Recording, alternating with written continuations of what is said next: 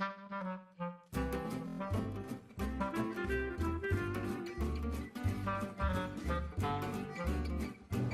bonsoir, je suis avec mon bon ami Olivier, qui est le propriétaire du restaurant Le Léman, ici sur Montréal. Salut Gilles. Ça va bien? Ça va très bien. Merci encore de ta présence. Donc, ce soir, on va parler de raclette. Alors, raclette européen et raclette nord-américain, c'est deux choses. Deux concepts. Je vais commencer par le concept classique de ton pays natal. Un extraordinaire fromage au lait cru qui vient de la vallée de Bagne. Alors, monsieur, dame à la maison, ça, c'est la façon traditionnelle de faire une bonne raclette. Et je vais laisser Olivier en parler plus amplement.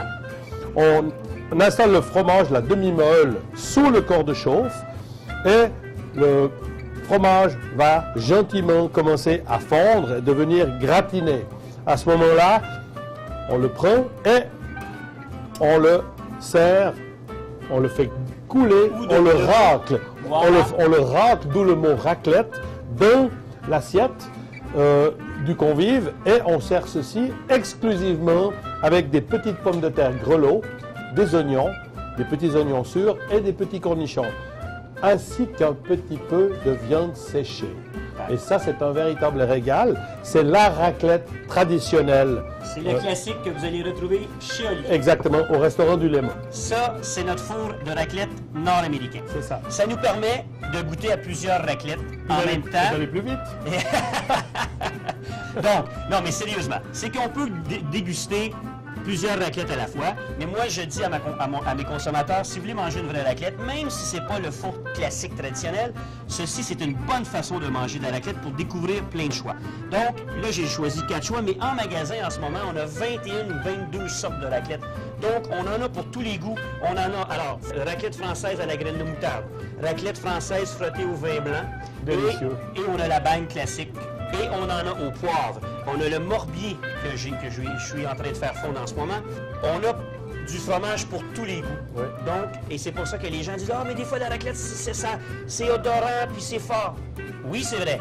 Mais je peux vous conseiller des choses qui sont un peu plus douces et on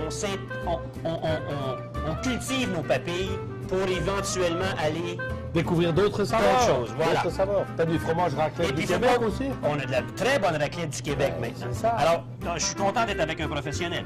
Donc, une raclette avec poivre au centre, super intéressant, très goûteuse, sans trop être... Et puis, du fromage à raclette fondu comme ça, comme tu disais tantôt, Olivier, l'odeur, c'est tellement... C'est fantastique. On mange avec le nez.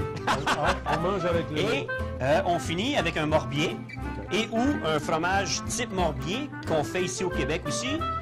Donc voilà, messieurs, dames, encore une fois, servi avec des saucissons secs, la viande de grison, du bressaola, des cornichons, des petits oignons balsamiques. Voilà. Et ça se fait tout dans la convivialité. On est tous assis ensemble à la table en même temps. On déguste, on mange et on n'a que du plaisir. Exactement. Un repas de fête. Un Voilà. repas de roi.